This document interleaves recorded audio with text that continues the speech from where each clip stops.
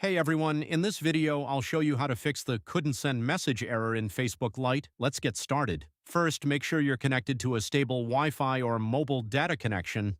A weak or unstable connection can prevent your messages from being sent. Next, open the Settings app on your phone, scroll down and tap Apps, find and tap Facebook Lite, go to Storage, tap Clear Cache. If the issue still isn't fixed, tap Clear Data or Clear Storage, then Confirm. Now go back to the app info page and tap Force Stop.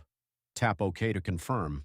After that, open the Google Play Store and search for Facebook Lite. If an update is available, tap Update to install the latest version. Once the update is complete, restart your phone. After your phone turns back on, open Facebook Lite and try sending the message again. If you're still unable to send messages, check whether the recipient has blocked you, deactivated their account, or if you're temporarily restricted from sending messages by Facebook. That's how you can fix the couldn't send message error in Facebook Lite. Thanks for watching.